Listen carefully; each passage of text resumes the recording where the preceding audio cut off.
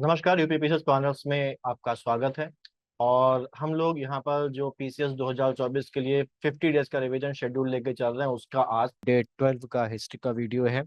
यानी कि आज जो तारीख है वो तारीख है सितंबर 17। और आज हम लोग इस क्लास में जो हिस्ट्री केस में हम लोग प्री मिडिवल को कवर करेंगे।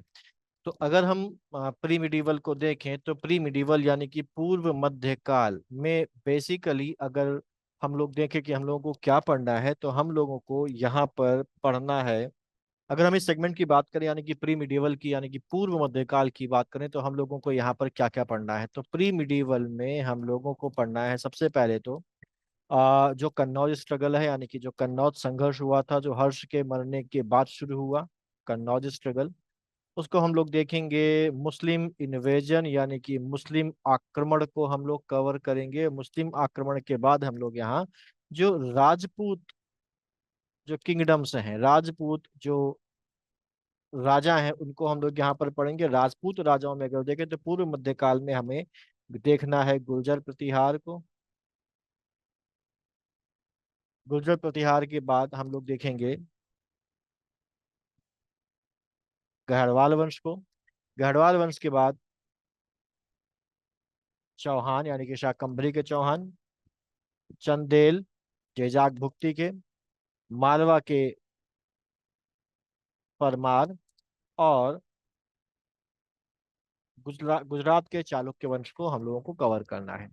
प्री मिडिवल के लिए हम लोगों ने 2 दिन रखे हैं, जिसमें आज हम लोग कन्नौज स्ट्रगल पढ़ेंगे, मुस्लिम इन्वेजन पढ़ेंगे, और गुर्जर प्रतिहार में हम लोग चौहान वंश तक के पीरियड को कवर करेंगे, और चंदेल और परमार और चालुक्य को हम लोग देखेंगे डे 13 के, यानी कि सितंबर 18 के हिस्ट्री के वीडियो में। तो हम लोगों को आज यहाँ तक कवर कर लेना है। एक बात मैं यहाँ पर अगर क्लियर कर लूं, तो जो टर्म हम भी यूज कर रहे हैं, जिस टर्म का नाम है प्री मिडिवल या पूर्व मध्यकाल, ये पूर्व मध्यकाल बेसिकली कब से शुरू होके कब तक जाता है, ये जानना जरूरी है। हम लोगों ने पिछले वीडियो में जो गुप्तन थे वो देखा था, और हम लोगों ने हर्षवर्धन कवर कर लिया था। और ये जो प्री मिडिवल पीरियड है, ये प्री मिडिवल जो पीरियड है, ये माना जाता है कि ये शुरू होता है हर्ष की मृत्यु से। हर्ष की मृत्यु के बाद से शुरू होता है, और जाता है, ये कहाँ तक जाएगा, ये जाएगा मुस्लिम सत्ता, या हम लोग बोल लें दिल्ली सल्तनत की स्थापना तक। दिल्ली सल्तनत की स्थापना तक ये जाएगा। तो ये अगर इसका रफ आइडिया लें, तो रफली इसका जो ड्यूरेशन है, इसका जो टाइम पीरियड है, वो 650 से 1200 एडी तक जाता है। 650 से 1200 एडी के आसपास तक ये जाएगा। ठीक। अब हम लोग ये जानते हैं कि कन्नौज में हर्षवर्धन था, और कन्नौज में हर्षवर्धन की डेथ के बाद से कई सालों तक कोई शक्तिशाली शासक उभर कर या शक्तिशाली राजवंश उभर कर नहीं आया। लेकिन कुछ समय के बाद 728 ईस्वी में एक राजा का नाम उभर के आता है, जिसका नाम होता है यशोवर्मन, जो कि राजा था कहाँ का, कन्नौज का। हर्ष के बाद 728 ईस्वी में यशोवर्मन नाम के एक राजा का उदय होता है, नाम निकल के आता है, जो कि कन्नौज का शासक है। ये यशोवर्मन का जो काल है वो 728 से 745 ईस्वी तक यशोवर्मन का काल रहता है। इसकी जो हमें जानकारी मिलती है, ये जानकारी बेसिकली हमको मिलती है एक लिटरेरी सोर्स है, जिसका नाम है गौड़ वध। ये गौड़वध का लेखक कौन है, इस गौड़वध का रचयिता कौन है, तो इस गौड़वध का रचयिता है वागपति। हमको इससे इसकी जानकारी मिलती है। साथ ही साथ जो राज तरंगिणी है कल्हण की, उससे भी इसकी जानकारी मिलती है। राज तरंगिणी में बोला गया है कि कश्मीर का राजा, राज तरंगिणी में क्या कहा गया है, राज तरंगिणी में उल्लेख है कश्मीर के राजा ललितादित्य और यशोवर्मन के बीच के युद्ध का।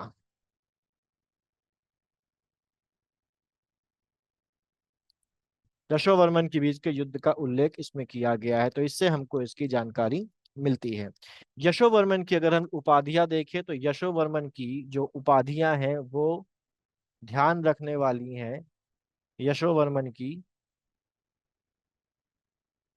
उपाधियां, यशोवर्मन की उपाधि है, एक है मगध विजेता, जो ये दिखाती है कि उसने मगध को जीता था। और दूसरी उपाधि है उसकी उदीचीपति।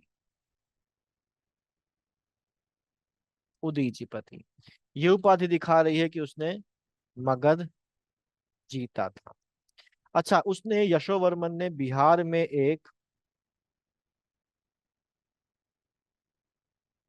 घोसनावा नाम के शहर की भी स्थापना की।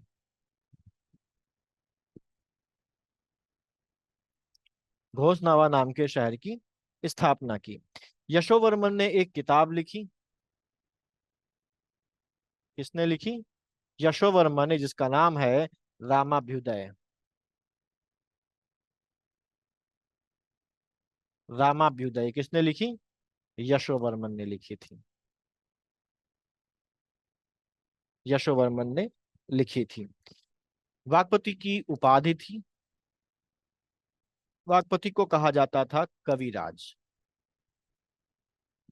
वागपति के अलावा एक और इनके दरबार में विद्वान या साहित्यकार थे, इनका नाम था भवभूति। भवभूति ने जो पुस्तकें लिखी हैं वो है मालती माधवम।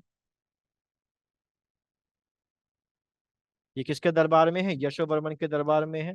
इन्होंने लिखी है महावीर चरित। महावीर चरित ये श्री राम की कथा है इसमें। इन्होंने लिखी है उत्तर रामचरित।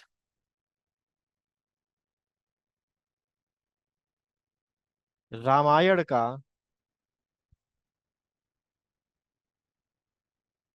उत्तरकांड इसमें शामिल है।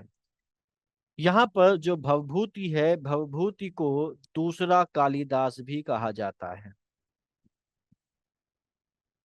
दूसरा कालिदास कहा जाता है।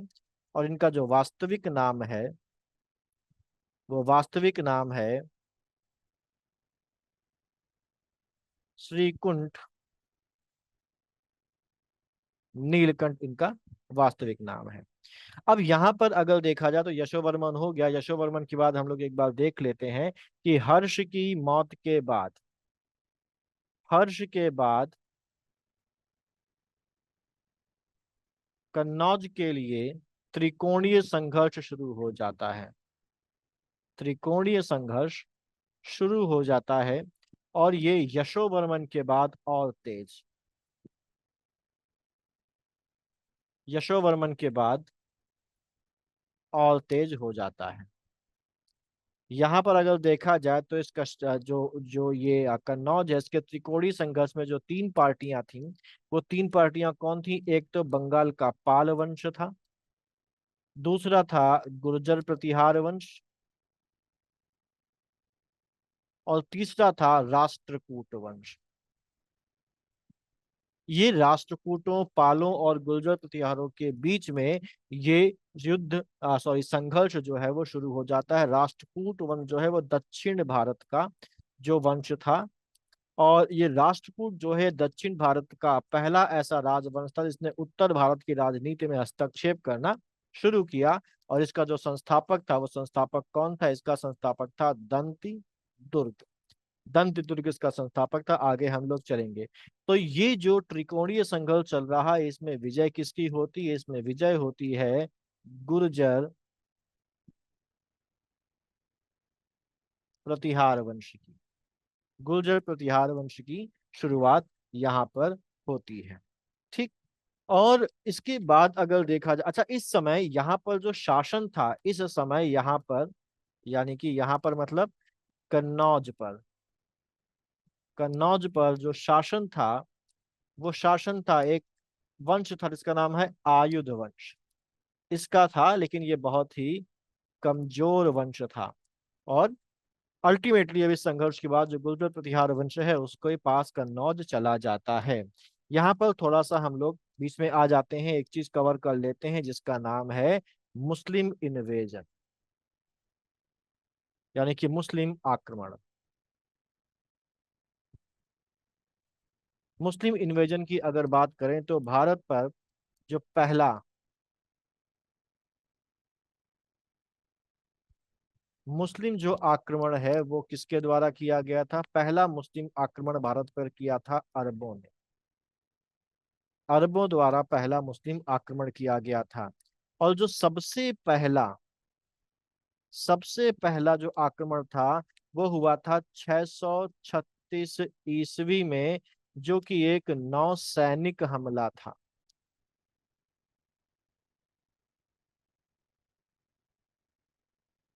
ठाणे के पास जो महाराष्ट्र में है, लेकिन ये हमला क्या हो गया? ये हमला था असफल। ठीक। पहला सफल हमला,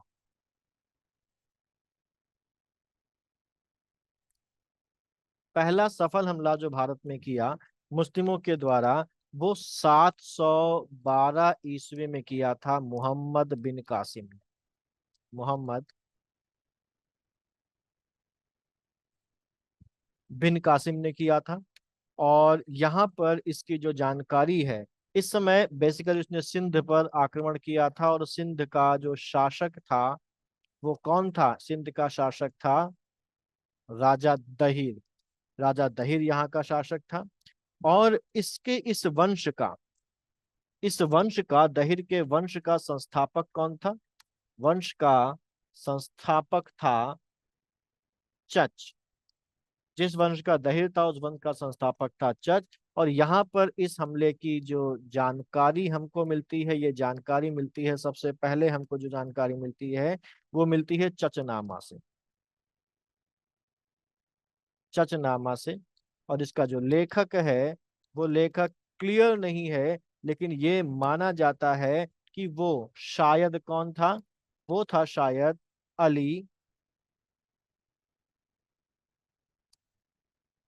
अहमद। अली अहमद को इसका रचयिता माना जाता है। और ये जो चचनामा है ये अरबी भाषा में है। अरबी भाषा में है। दूसरी हमको जो जानकारी मिलती है इस हमले के बारे में वो मिलती है किताब फुतुह अल बलदान में। किताब फुतुह अल बलदान से। और इसका जो लेखक था वो लेखक था हमारा बिलादुरी। ठीक। इसके अलावा एक और किताब है जिसका नाम है तारीख सिंध।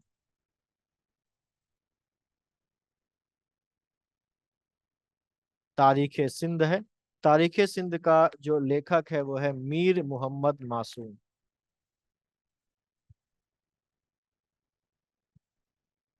मीर मोहम्मद मासूम। तो यहाँ पर हमको इन सब चीजों के बारे में जानकारी मिलती है। अच्छा, ये जो दहिर था, दहिर की जो राजधानी थी, ये सिंध का शासक था। राजधानी इसकी थी अलोर।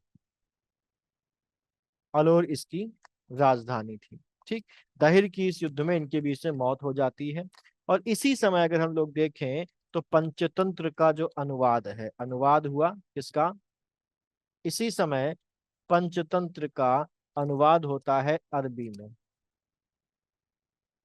और ये अरबी में जो अनुवाद होता है वो किस नाम से होता है? वो होता है कलिला वादमिना। कलिला वादमिना। जो कौन करता है? जो करता है अनुवाद, किसने किया? ये अनुवाद किया था इब्न अल मुकक्का ने। इब्न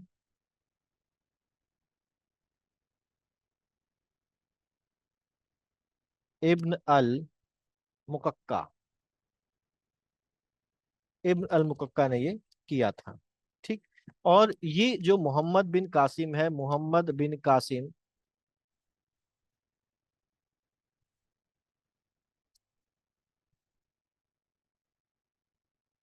भारत में जजिया लगाने वाला पहला शासक था। भारत में जजिया लगाने वाला पहला शासक था। इसके बाद अगला जो मुस्लिम आक्रमण है वो किसने किया?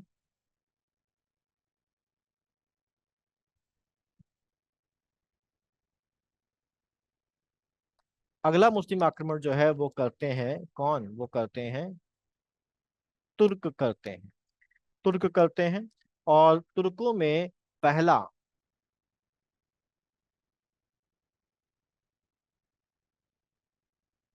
तुर्की आक्रमण करने वाला जो व्यक्ति था वो था सुबुक्तगीन, जो किस वंश से था? यामिनी वंश। यामिनी वंश था। यामिनी वंश का जो संस्थापक था वो कौन था? संस्थापक था अलप्तगीन। और जो सुबुक्तगीन था, सुबुक्तगीन इसका दामाद था। अलप्तगीन का दामाद सुबुक्तगीन था। सुबुक्तगीन ने पराजित किया जयपाल को।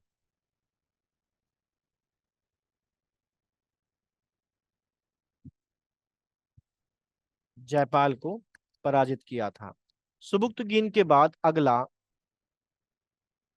नेक्स्ट जो आक्रमण है, नेक्स्ट आक्रमण करता है महमूद गजनवी।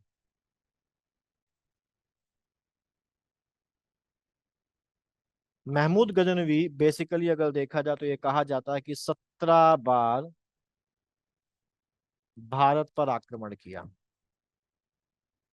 महमूद गजनवी ने 17 बार भारत पर आक्रमण किया। ठीक। और यहाँ पर इसने सोमनाथ मंदिर को लूटा 1025 में।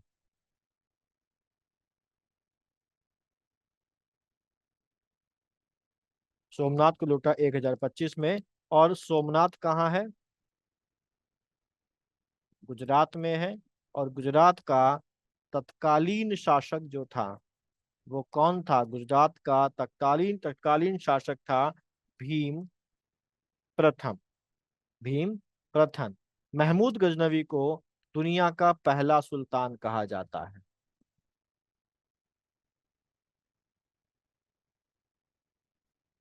दुनिया का पहला सुल्तान कहा जाता है। ठीक है। इसके दरबार में कौन कौन से थे? तो महमूद गजनवी के समय जो साहित्यकार थे वो कौन कौन से थे? तो उसमें एक तो था अल बरूनी। अल बरूनी जिसने लिखी है किताब उल हिंद। किताब उल हिंद। ये गजनवी के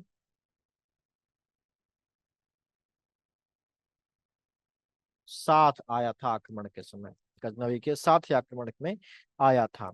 इसके अलावा जो दूसरा है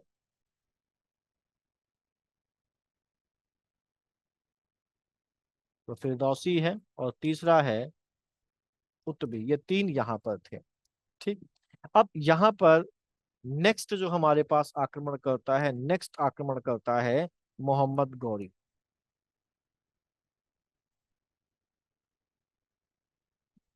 अच्छा, एक चीज और यहाँ पर ध्यान रख लें, इसका जो अंतिम आक्रमण है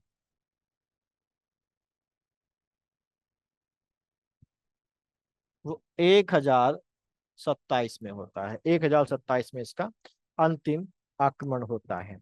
नेक्स्ट है मोहम्मद गोरी। मोहम्मद गोरी के समय गुजरात में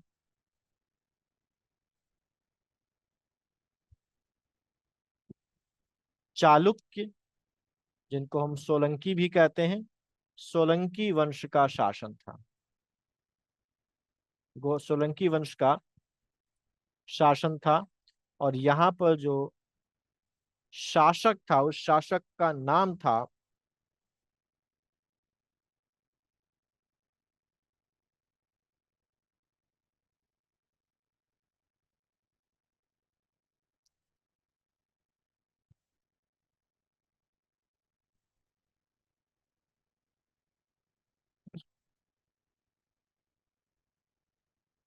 अजमेर में चौहान वंश का शासन था।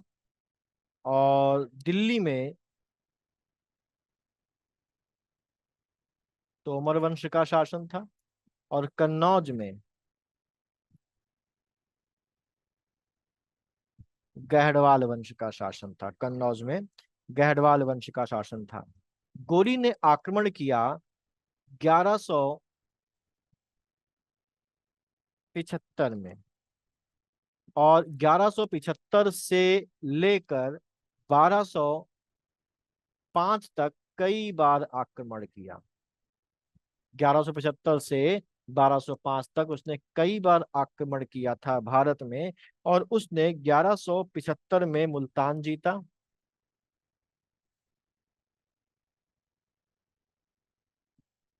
1175 में मुल्तान, 1176 में सिंध जीता। और फिर ये बढ़ता है गुजरात की ओर, बढ़ा। और जब ये गुजरात की ओर बढ़ता है तो गुजरात में इसका सामना करता है कौन? भीम द्वितीय। तो यहाँ पर माउंट आबू के पास भीम दो इसे पराजित करता है। ठीक, भीमदेव इसको पराजित कर देता है, मोहम्मद गोरी को। सोलंकी और चालुक्य वंश का भीम द्वितीय इसे पराजित कर देता है। यहाँ पर भीम द्वितीय के साथ साथ एक नाम और मिलता है। कुछ लोग कहते हैं भीम द्वितीय और कुछ लोग कहते हैं मूल राज ने पराजित किया। तो यहाँ पर कन्फ्लिक्ट है, यहाँ पर कन्फ्लिक्ट है। तो यहाँ पर एक इतिहासकार है मिन्हाज, मिन्हाज सिराज ने कहा कि पराजित किसने किया? भीम द्वितीय ने। और जो हमको अभिलेख मिलते हैं, अभिलेखों में लिखा हुआ है कि मूल राज ने पराजित किया था। अभिलेखों के हिसाब से मूल राज ने पराजित किया था। एग्जाम में प्रेफरेंस नंबर 1 इसको देनी है, और जब ये नहीं होगा तब हमको मूल राज पर टिक करना है एग्जाम। ठीक, गोरी यहां से पराजित हो जाता है। और उसके बाद 1191 में, 1191 में तराई का प्रथम युद्ध होता है उसका पृथ्वीराज 3 से, जिसमें पृथ्वीराज की जीत होती है और गोरी की हार होती है। 1192 में तराई का होता है दूसरा युद्ध। इसमें जो पृथ्वीराज तृतीय है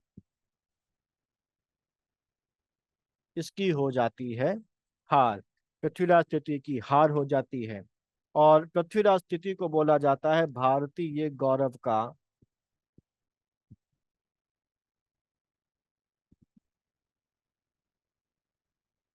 अंतिम सूर्य बोला जाता है। किसको बोला जाता है? पृथ्वीराज तृतीय को भारतीय गौरव का अंतिम सूर्य बोला जाता है, क्योंकि इसके बाद ही भारत में मुस्लिमों की जो सत्ता है वो शुरू हो जाती है। इसके बाद जो गोरी है वो कुतुबुद्दीन ऐबक को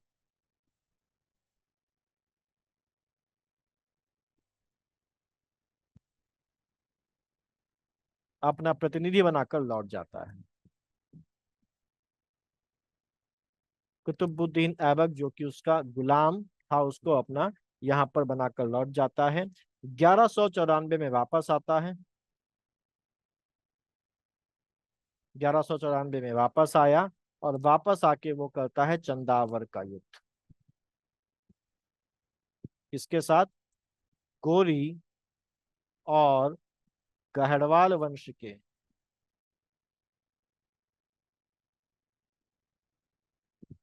जयचंद के साथ। यहाँ पर जयचंद की होती है हार, जयचंद की होती है हार। और इसके बाद वो बुंदेल और कालिंजा वगैरह में हमला करके वहां पर जीत हासिल करता है, और ये पूरा इलाका कुतुबुद्दीन ऐबक को छोड़कर चला जाता है। तो इस तरीके से भारत में मुस्लिम सत्ता की स्थापना होती है। इसके अलग इससे अब जो इस वाला पार्ट है उसको हम लोग जो दिल्ली सल्तनत है वहां पर पढ़ेंगे। फिलहाल हम लोग राजपूत वंशों की बात करते हैं।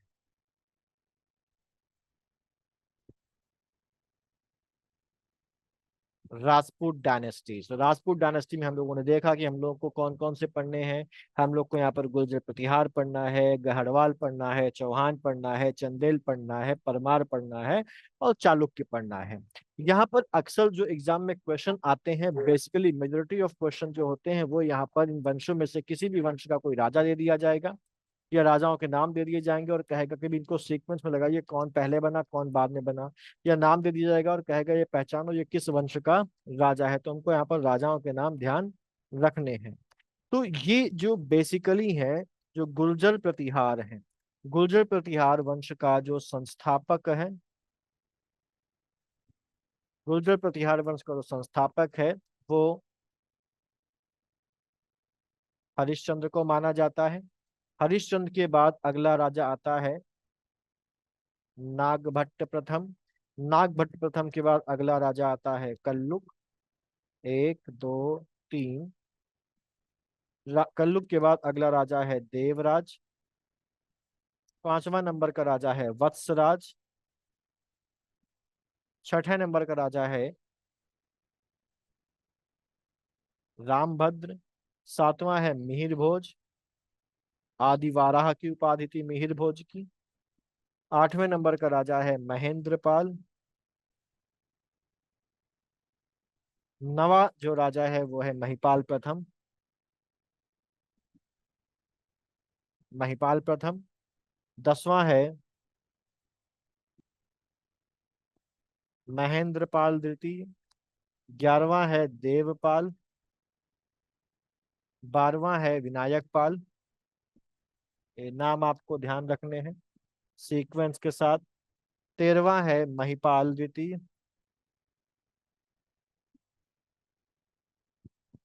चौदहवां है विजयपाल। इसी में ज्यादा है, बाकी फिर आगे ज्यादा नहीं है।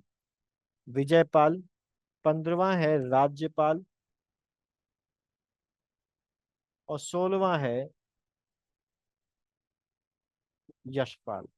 जिनमें से इंपॉर्टेंट कौन कौन से हैं? इनमें इंपॉर्टेंट हमको जिनके याद ही रखने हैं, वो हरिश्चंद्र, नागभट्ट, वत्सराज, मिहिर भोज, महिपाल प्रथम, राज्यपाल और यशपाल। इनका तो आपको नाम याद ही रखना चाहिए और कौन किसके बाद आया था वो एक एक करके यहाँ पर हम लोग देख लेते हैं।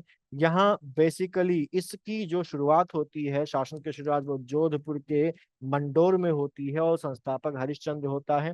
हरिश्चंद्र के पैरेलल में ही गुर्जर प्रतिहारों का ही एक और व्यक्ति नागभट्ट प्रथम जो है वो अपनी सत्ता की शुरुआत कर लेता है। ठीक। और धीमे धीमे वो जो गुर्जर प्रतिहार वंश का मालवा में कन्नौज पर अधिकार कर कर ये जो गुर्जर प्रतिहार वंश का नागपट्ट प्रथम है ये वो करता है, सत्ता की शुरुआत करता है और ये धीरे धीरे हरिश्चंद्र से ज्यादा शक्तिशाली होता है और ये वाला जो गुर्जर प्रतिहार वंश है अब ये सबको डोमिनेट कर लेता है। ठीक।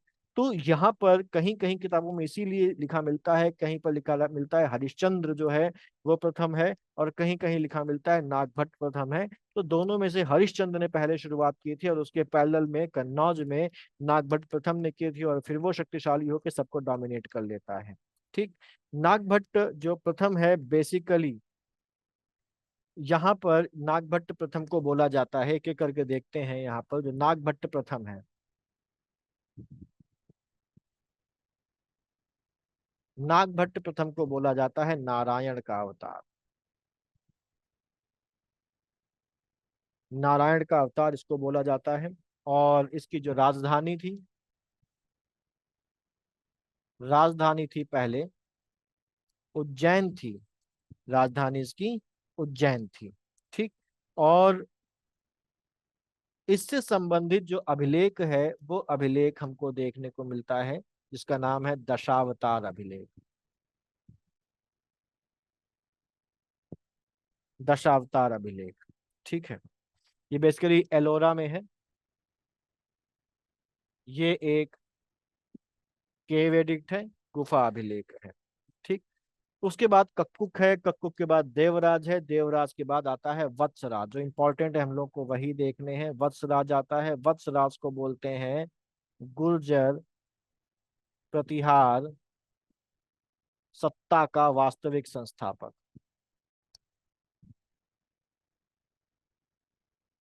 गुर्जर प्रतिहार सत्ता का इसको वास्तविक संस्थापक बोलते हैं। इसका जो युद्ध है वो युद्ध होता है किसके साथ? राष्ट्रकूटों के साथ। राष्ट्रकूटों के साथ इसका युद्ध होता है। राष्ट्रकूट जो शासक ध्रुव है, ध्रुव इसको पराजित करता है। और यहाँ पर ध्रुव से पराजित होकर राष्ट्रकूट शासक ध्रुव से पराजित होकर ये राजस्थान चला जाता है। राजस्थान गया और नई राजधानी बनाई राजस्थान में, जिसका नाम था जालौर। इसका नाम था जालौर। जालौर और उसके बाद हमारे पास अगला शासक आता है नागभट्ट द्वितीय। ये कन्नौज एक्सेट्रा को राष्ट्रकूटों से वापस छीनता है। राष्ट्रकूटों से वापस छीन लेता है और दोबारा जालौर से हटाकर राजधानी बना लेता है। किसको? कन्नौज को ये राजधानी बना लेता है। नागभट्ट द्वितीय की कुछ उपाधियां हैं। ये उपाधियां कौन कौन सी हैं? ये उपाधियां हैं परम, भट्टारक, महाराजाधिराज परमेश्वर। महाराजाधिराज परमेश्वर की उपाधि इसकी है। इसने गंगा में जल समाधि ली थी। गंगा में जल समाधि ली थी। इसके बाद राम भट्ट आता है, रामभद्र आता है। रामभद्र एक कमजोर शासक होता है। रामभद्र के बाद रामभद्र का बेटा मिहिर भोज सत्ता में आता है। अगला है हमारा मिहिर भोज। वास्तविक नाम भोज, मिहिर इसकी उपाधि थी। इसका अर्थ होता है सूर्य। ठीक।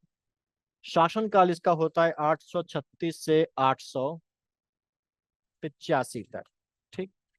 उसके जानकारी के स्रोत, इसकी जानकारी के स्रोत हमारे पास है वराह लेख, जो कहाँ पर है? ग्वालियर। अभिलेख,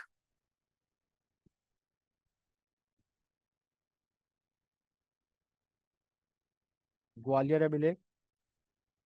इसके अलावा राजतरंगिणी, राजतरंगिणी, दौलतपुर लेख या दौलतपुर अभिलेख, और अरबी यात्री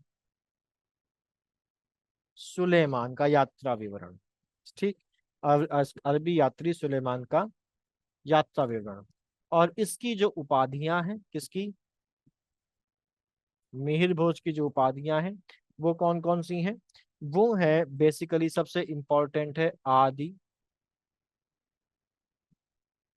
वाराह। आदि वाराह। ठीक। और सुलेमान ने, जो अरबी यात्री सुलेमान ने, इसको क्या कहा है? सुलेमान ने कहा है इसको गुर्जर राजा, या गुर्जर नरेश। और अपनी भाषा में उसको इसने बोला है, बोल तो पाता नहीं था हिंदी, तो जुज्र नरेश बोला है। जुज्र नरेश बोला है। और कहा है अरबों का सबसे बड़ा दुश्मन इसको बोला है। अरबों का सबसे बड़ा दुश्मन इसको बोला है। सुलेमान ने जो किताब लिखी, जो यात्रा वृतांत लिखे, उस किताब का नाम क्या है? सुलेमान की किताब का नाम यहाँ पर लिख देता हूं मैं। उस किताब का नाम है सिलसिला, सिलसिला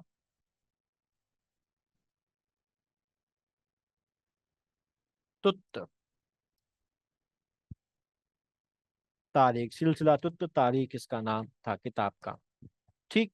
यहाँ पर इनके जो चांदी के सिक्के हैं, गुर्जर प्रतिहारों के चांदी के सिक्कों को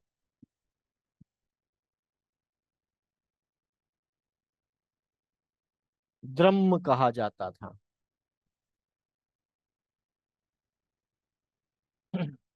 नेक्स्ट है हमारा इंपॉर्टेंट, महेंद्र पाल प्रथम। महेंद्र पाल प्रथम बेसिकली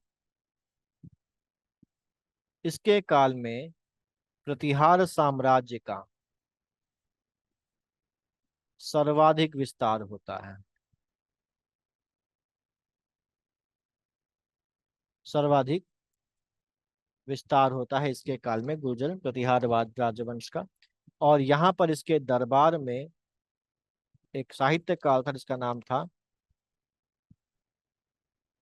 राजशेखर। राजशेखर ने किताबें लिखी हैं बाल रामायण।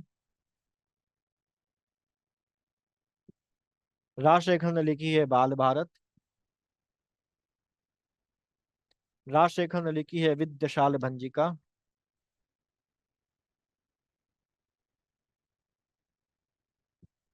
विद्याशाल भंजिका, कर्पूर मंजरी,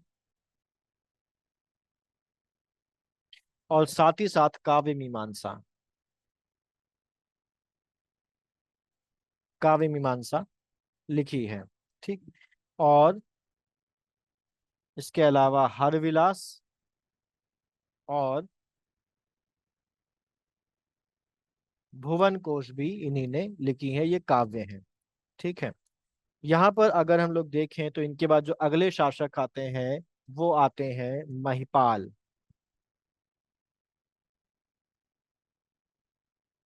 महिपाल प्रथम, महेंद्रपाल के बाद महिपाल प्रथम।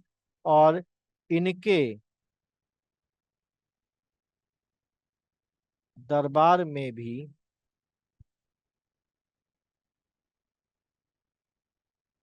राजशेखर थे। राजशेखर इनके दरबार में भी थे। ठीक। फिर ये जो महिपाल प्रथम है, इनके काल में अरबी यात्री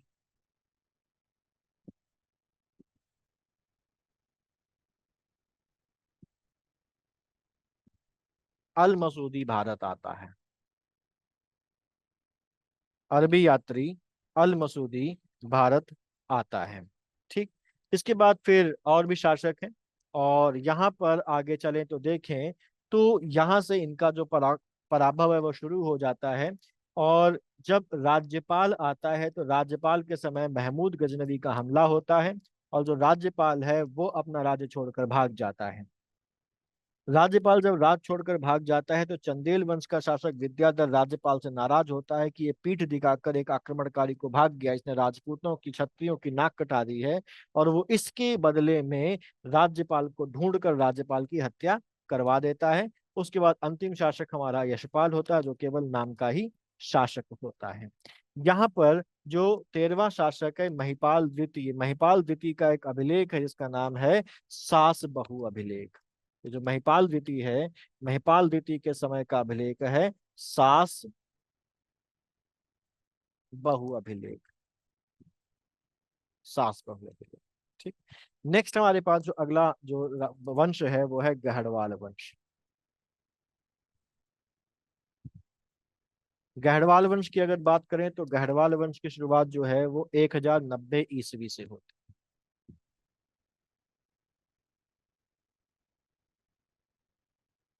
गहड़वाल डायनेस्टी या गहड़वाल वंश शुरुआत कब से होती है? 1090 ईस्वी के आसपास होती है। इसका जो संस्थापक है, संस्थापक इसका है चंद्रदेव, या चंद्रदेव को ही बोलते हैं चंद्रादित्य। चंद्रदेव, चंद्रादित्य के बाद आता है मदनपाल। मदनपाल के बाद आता है गोविंद चंद्र।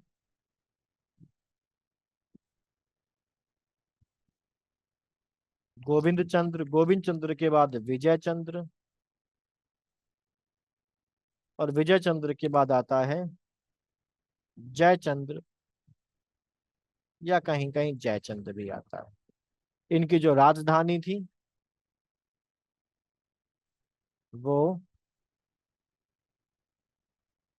कन्नौज थी। राजधानी इनकी कन्नौज थी।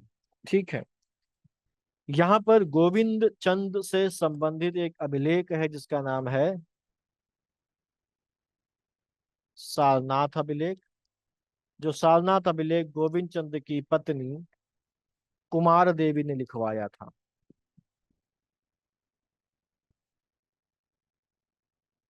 कुमार देवी द्वारा। और इस अभिलेख में गोविंद चंद्र को विष्णु का अवतार बोला गया है।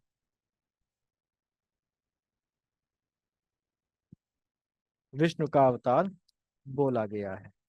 गोविंद चंद्र के बाद यहाँ पर अगर देखें तो इसकी एक उपाधि भी है। इसकी उपाधि है विविध विद्या विचार वाचस्पति। विविध विद्या विचार वाचस्पति किसकी उपाधि है? गोविंद चंद्र की उपाधि है। ठीक है। गोविंद चंद्र के ने वाराणसी को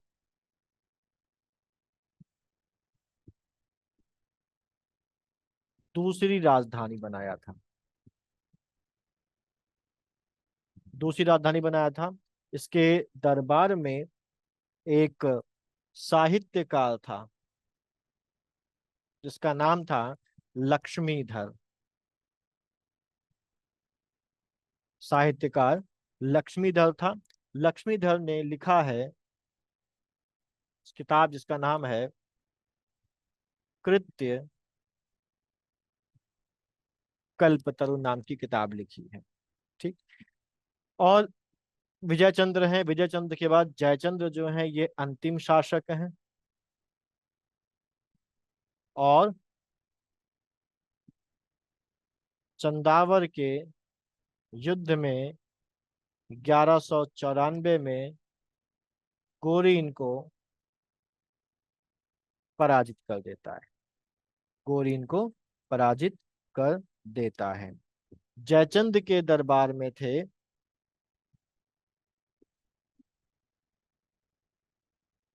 श्रीहर्ष।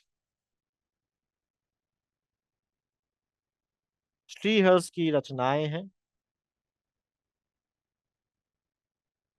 श्रीहर्ष की रचनाएं हैं नैषध चरित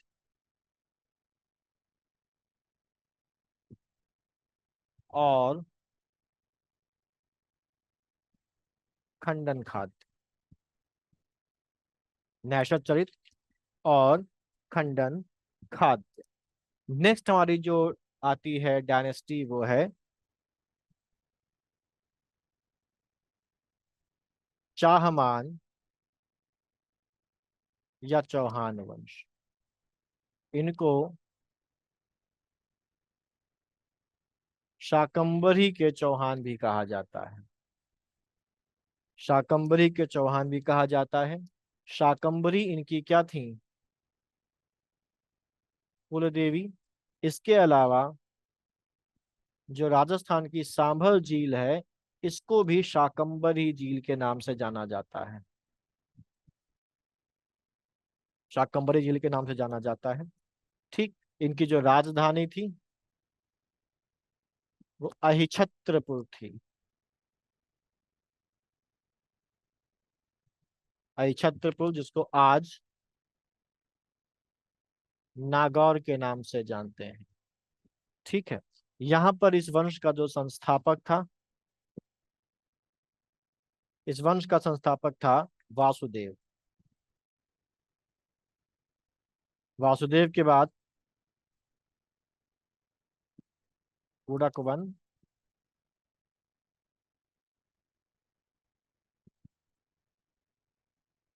गुड़क दो चंदन राज वाटपति सिंहराज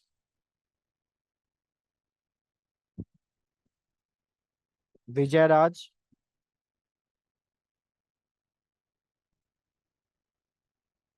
दुर्लभ राज गोविंद 3।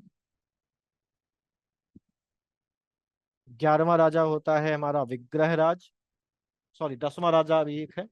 10वां राजा हमारा होता है दुर्लभ राज तृतीय।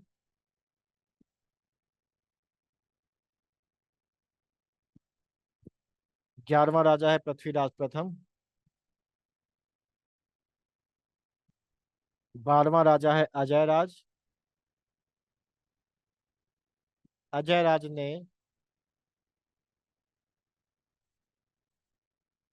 अजमेर बसाया था। 13वां है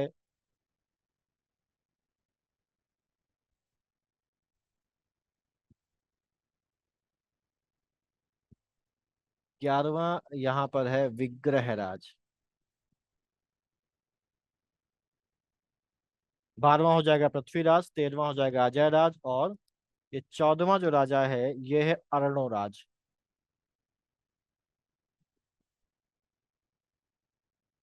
15वां राजा है विग्रहराज। और ये बेसिकली विग्रहराज चतुर्थ हैं और इन्हीं को बोला जाता है बीसल देव। 16वें हैं अपर गांगेय। अपर गांगे। 7वें हैं पृथ्वीराज द्वितीय। 18वें हैं सोमेश्वर, और 19वें हैं पृथ्वीराज तृतीय। पृथ्वीराज तृतीय। चौहान वंश के बारे में जो जानकारी मिलती है वो जानकारी हमको मिलती है नंबर 1, हर्ष प्रस्तर अभिलेख से।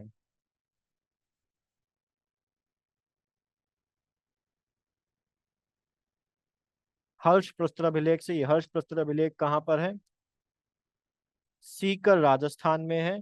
और ये है किसका?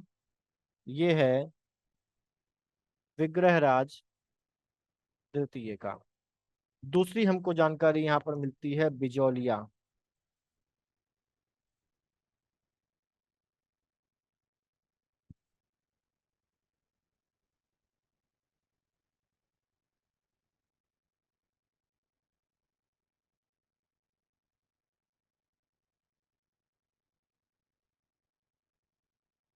बिजौलिया प्रस्तर अभिलेख से। और ये बिजौलिया प्रस्तर अभिलेख कहाँ पर है? भीलवाड़ा में है। और किसका है? सोमेश्वर का है। ठीक। तो ये बेसिकली जो शासक हैं वो चौहान वंश के शासक हैं। और यहाँ जो पृथ्वीराज तृतीय है वो इम्पोर्टेंट है आपका। पृथ्वीराज तृतीय इम्पोर्टेंट है। अजय राज इम्पोर्टेंट है। अजय राज ने अजमेर शहर की स्थापना की थी। जो विग्रहराज चतुर्थ है इनको बीसल देव के नाम से भी जाना जाता है, इनको भी ध्यान रखना है आपको। और ये जो विग्रहराज चतुर्थ यानी कि जो बीसल राज हैं ये सबसे ज्यादा शक्तिशाली शासक थे। और इन्होंने बेसिकली अजमेर में सरस्वती कंठाभरण की स्थापना की थी। किसने? विग्रहराज चतुर्थ बीसल देव ने। एक सरस्वती कंठाभरण की स्थापना धार में राजा भोज ने की थी, और दूसरे सरस्वती कंठाभरण की स्थापना विग्रहराज 4 ने अजमेर में की थी। ठीक है, अजमेर में की थी। इनके बारे में हमको ये ध्यान रखना है। और पृथ्वीराज जो तृतीय है इनका जो युद्ध होता है 1191 और 1192 में होता है मोहम्मद गोरी के साथ। 1191 में जीतते हैं। 1192 में मोहम्मद गोरी जीतता है, और उसके बाद मोहम्मद गोरी यहाँ पर कुतुबुद्दीन ऐबक को अपना प्रतिनिधि बनाकर छोड़ के चला जाता है, और इसके साथ शुरुआत होती है मुस्लिम जो सत्ता है उसकी। उसके बाद वो 1194 में लौट के आता है, और चंदेल वंश के जो चंदेल वंश नहीं, गढ़वाल वंश का जो जयचंद होता है उसको पराजित कर कर कन्नौज पर अधिकार कर लेता है। फिर उसके बाद बुंदेलखंड जाता है, वहां पर अधिकार कर लेता है। तो ये हमारा चौहान वंश तक का था आज। और कल के वीडियो में हम लोग आगे के चंदेल, परमार और चालुक्यों को कवर करेंगे। तो इसको इतना रखते हैं। इन राजाओं का सीक्वेंस आपको खास तौर से ध्यान रखना है, क्योंकि अक्सर एग्जाम में 90% अगर यहाँ से पूछा आता है तो आपसे सीक्वेंस ही 90% केसेस में पूछा जाता है, और बाकी 10% केस में दूसरी इंफॉर्मेशन जो हम लोगों ने यहाँ पर डिस्कस करी है उनसे कोई ना कोई क्वेश्चन आ सकता है। तो इतना रखते हैं। मिलते हैं डे 13 की क्लास में इसके बचे हुए पोर्शन को कवर करने के लिए, क्योंकि इसको हम लोगों ने 2 दिन अलॉट किए थे। ठीक है। तो मिलते हैं अगली क्लास में। All the best.